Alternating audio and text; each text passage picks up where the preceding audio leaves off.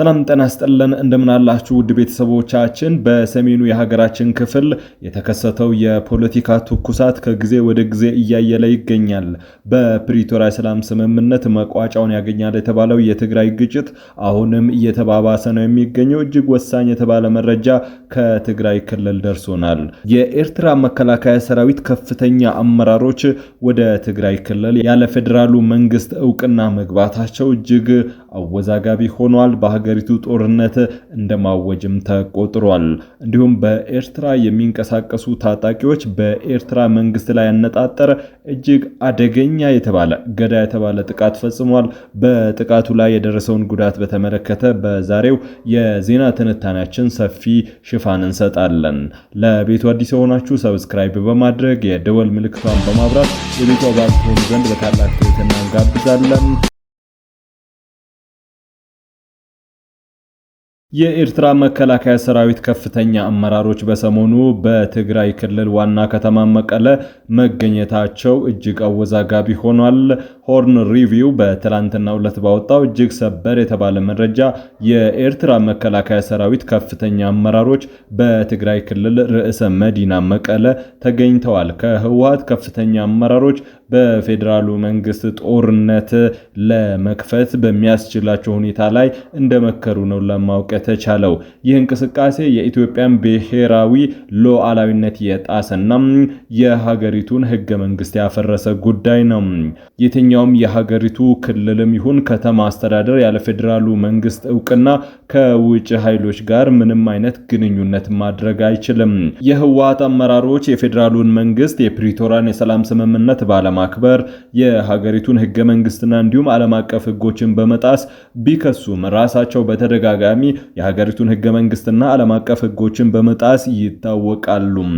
የተለያዩ የፖለቲካ ተንታኞች የፌዴራሉ መንግስትን እየተቹ ይገኛሉ። የፌዴራሉ መንግስት ትዕግስቱ ከምንም በላይ ከፍ ብሏል፣ በሀገሪቱ ሉዓላዊነት እየተደራደረ ነው የሚል ጥያቄ ያነሱበት ነው የሚገኙት። በተለይም የኤርትራ መንግስትና የኤርትራ ሰራዊት አባላት የኢትዮጵያን ሉዓላዊነት እየተዳፈሩ በትግራይ ክልል በሚያደርጉት እንቅስቃሴ የሚሰጠው ምላሽ እጅግ ዘገምተኛ በመሆኑ የሀገሪቱን ሉዓላዊነት ማስከበር አልቻለም በሚል ብዙ ጥያቄዎች የተነሱበት ነው የሚገኘው።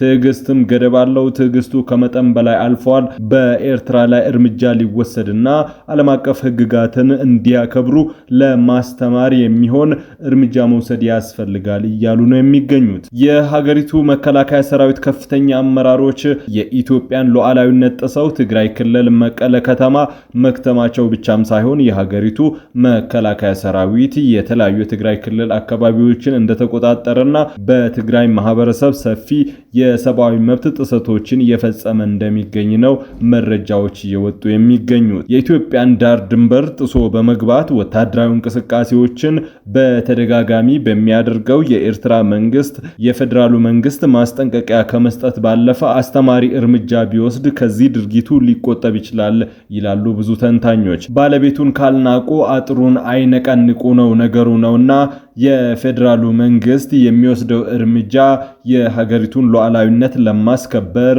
እንዲሁም ለህግና ስርዓት አልገዛ ላለው ለኤርትራ መንግስትም ይሁን ለህወሓት አስተማሪ እንደሆነ ነው እየተጠበቀ የሚገኘው። አሁን ኤርትራ እያደረገች ካለችው እንቅስቃሴ የሚጠበቀው ያለ ፌዴራሉ መንግስት እውቅና አዲስ አበባ ተገኝቶ ስብሰባ ማድረግ ብቻ ነው። የኤርትራ ከልክ ያለፉ እነዚህ እንቅስቃሴዎች በሐሰተኛ ካልኩሌሽኖች የተመሰረቱ እንደሆነ ብዙዎች እያነሱ ነው የሚገኙት። በተለይም በኢትዮጵያ ውስጥ ያሉ የጦርነት ሂደቶችን በመረዳት የፌዴራሉ መንግስት ተዳክሟል። በአሁኑ ሰዓት በፌዴራሉ መንግስት ጦርነት በመክፈት መንግስትን በቀላሉ መጣል ይቻላል የሚል አቋም እንዳላቸው ነው የተነገረ የሚገኘው። ኢትዮጵያውያን ምንም አይነት የፖለቲካ ልዩነት ቢኖራቸው፣ ምንም ነፍጥ አንግበው እርስ በርስ ቢዋጉ፣ የውጭ ኃይል ሲወራቸው ግን አንድ ሆኖ የውጭ ጠላትን የማሳፈር ልምድ ያላቸው ህዝቦች ናቸው። በዚህ ሁኔታ በተለይም ኢትዮጵያን ለዘመናት ለማዳከም የሚጥረው የኤርትራ ኃይልን ለመዋጋት የሚያስችል ኃይል እንደማያጡ ነው እየተነገረ የሚገኘው። በሀገር ውስጥ ያሉ ግጭቶችን በሰላማዊ ሁኔታ መፍታት የሚቻልበትን እድል መንግስት በማመቻቸት ኃላፊነት ከወሰደ የኤርትራ ጉዳይ አሳሳቢ እንዳልሆነ ብዙ ተንታኞች ይናገራሉ። በሀገር ውስጥ ያለውን ልዩነት በፖለቲካዊ ንግግር መፍታት ከተቻለና በአንድ ላይ መቆም ከተቻለ የባህር በር ማግኘትም ይሁን ማንኛውንም አይነት ጥያቄ ማሳካት እጅግ በጣም ቀላሉ ጉዳይ ነው።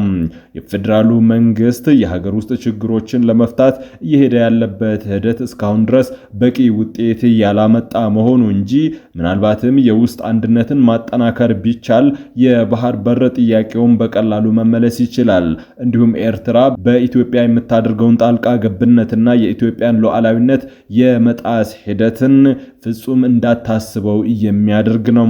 አሁን ያሰላችሁ የተሳሰተ የካልኩሌሽን ውጤት ምናልባትም የኢሳያስ ስርዓትን በመገርሰስ ሊጠናቀቅ ይችላል። ኢትዮጵያንም የባህር በር ባለቤት ሊያደርጋት እንደሚችል እማኝ ነው። የኤርትራ መንግስት ኢትዮጵያን ማተራመስ የረጅም ጊዜ እቅዱን አድርጎ እየተንቀሳቀሰ ይገኛል። ኢትዮጵያ በጣም ትልቅ ሀገር በመሆኗ የባህር በሯን በግፍ ያጣች መሆኑን በደንብ ስለሚረዱና ኢትዮጵያውያን በአንድ ከቆሙ በአንድ ቀን ወደቡን ሊያገኙ እንደሚችሉ ስለሚያውቁ በተለያየ ጊዜ የውስጥ ክፍፍሎችን በማጠናከርና የውስጥ ታጣቂዎችን በማደራጀት በማስታጠቅ ኢትዮጵያን የማተራመስና አንድ ሆኖ በአንድነት እንዳይቆሙ የመስራት የረጅም ጊዜ ስትራቴጂ አጋራላቸው።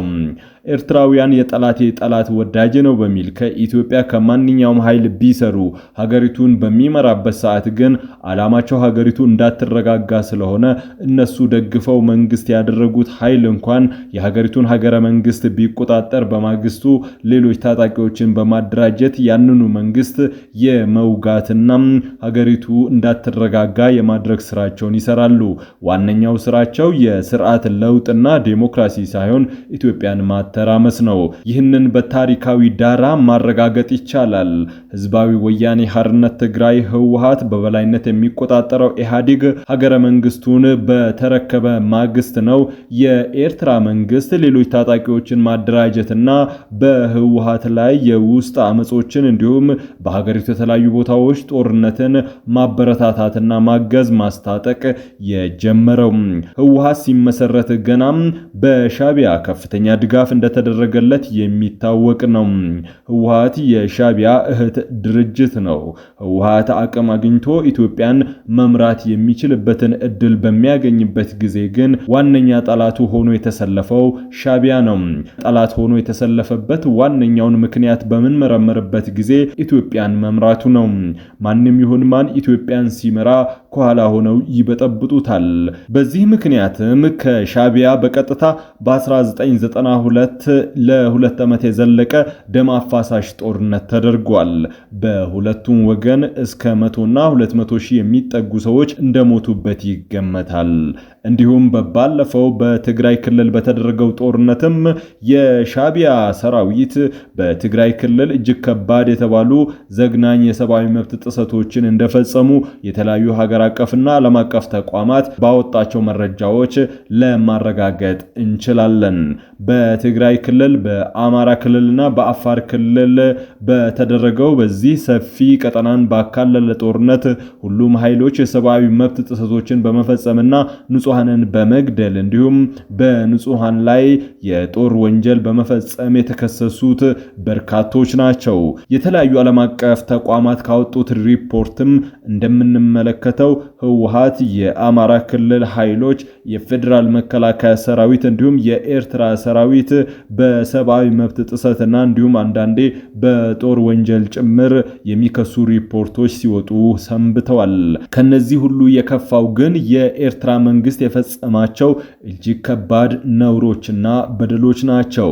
የኤርትራ መንግስት በትግራይ ክልል የፈጸማቸው በደሎች ከሁሉም የከፉ እንደነበሩ ከተለያዩ ዓለም አቀፍ ተቋማት ሪፖርቶች እንረዳለን።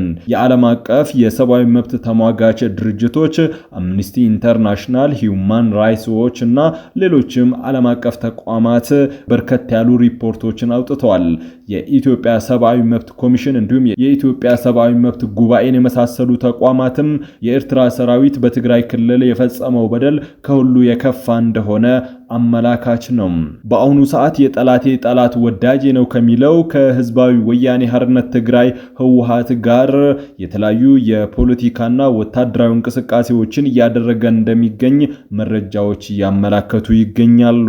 ይሁን እንጂ ህወሓትን ፈልጎና ወዶ ሳይሆን የኤርትራ መንግስት አመሉ ተነስቶበት ነው።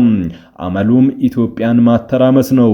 ኢትዮጵያን የሚመራን መንግስት እንጂ ከማንኛውም ሰው ጋር የመስራት ችግር የለበትም። ትውልድ የበላ በሚሊዮኖች የሚቆጠሩ ሰዎችን ህይወት የቀጠፈ ደም አፋሳሽ ጦርነት እርስ በርስ ያደረጉት ህወሓትና የኤርትራ መንግስት በአሁኑ ሰዓት በአንድ ቆመዋል።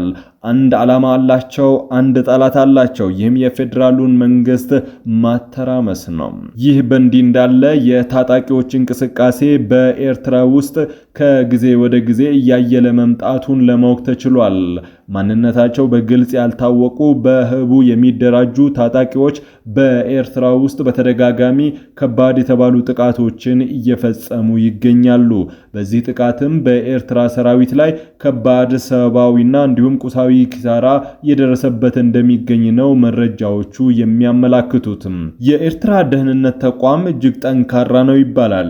በተለይም ምህረት የሌለው ቅጣቱ ብዙዎች እንዲፈሩና የትጥቅም ይሁን የተቃውሞ እንቅስቃሴ በሀገሪቱ ውስጥ እንዳያደርጉ ሁኔታዎችን እንደፈጠረ ይነገራል።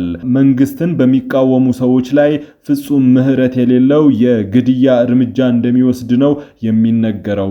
ይህንን እጅግ ገዳይ የተባለን የሀገሪቱን የደህንነት ተቋምና የደህንነት ሰንሰለት በመበጣጠስ የደፈጣ ጥቃቶች፣ በተቀበሩ ፈንጂዎች በሀገሪቱ የመከላከያ ሰራዊት ንብረትና አመራሮች ላይ ያነጣጠሩ ከባድ የተባሉ ጥቃቶች እየተፈጸሙበት እንደሚገኙ ሚስጥራዊ መረጃዎች ወጥተዋል። እነዚህን መረጃዎች የኤርትራ መንግስት ሆን ብሎ ቢሸፍናቸውም ይሁን እንጂ የተለያዩ የደህንነት መረጃዎችን አነፍናፊ ተቋማት መረጃዎቹን አሾልከው እያወጡ ይገኛሉ። በተለይም በገጠራማ አካባቢዎች ስማቸው በግልጽ የማይታወቅ በህቡ የሚንቀሳቀሱ ታጣቂዎች በተደጋጋሚ እየፈጸሙት ያሉት የደፈጣ ጥቃት በኤርትራ መንግስት ራስ ምታት ሆኖበታል። ቁልፍ የተባሉ ሲነር ወታደሮቹን እና አመራሮቹን አሳጥቶታል። እንዲሁም ወሳኝ የተባሉ ንብረቶቹ እንዲወድሙ ምክንያት ሆኗል። ውድ ቤተሰቦቻችን የሰዓቱ ዜና ትንታኔያችን በዚህ አብቅቷል። ከኛ ጋር በመሆን መረጃን ከጥበብ ስለተከታተላችሁ ከልብ እናመሰግናለን። ለቤቱ አዲስ የሆናችሁ ሰብስክራይብ በማድረግ የደወል ምልክቷን በማብራት የቤቱ አባል ትሆኑ ዘንድ በታላቅ ትህትና ጋብዘን ተሰናበትን። ሰላም። በተለያዩ ባንኮች የዕለቱን የውጭ ሀገራት ገንዘብ የምንዛሬ ዋጋ እንደሚከተለው እናቀርባለን። በዳሽን ባንክ $1 153 ብር፣ 1 ዩሮ 181 ብር ከ7 ሳንቲም፣ 1 ፓውንድ 209 ብር ከ1 ሳንቲም፣ የስዊስ ፍራንክ 198 ብር ከ5 ሳንቲም፣ 1 ድርሃም 44 ብር ከ3 ሳንቲም፣ ሪያል 43 ብር ከ2 ሳንቲም። በአቢሲኒያ ባንክ ዶላር 153 ብር ከ3 ሳንቲም፣ ፓውንድ 208 ብር ከ2 ሳንቲም፣ ዩሮ 183 ብር፣ የስዊስ ፍራንክ 195 ብር ከ5 ሳንቲም፣ ድርሃም 44 ብር ከ1 ሳንቲም፣ ሪያል 43 ብር ከ6 ሳንቲም፣ ዩዋን 22 ብር ከ2 ሳንቲም። ህብረት ባንክ ዶላር 153 ብር ከ3 ሳንቲም፣ ፓውንድ 207 ብር ከ4 ሳንቲም፣ ዩሮ 182 ብር ከ8 ሳንቲም የምንዛሬ ዋጋ ሆኗል።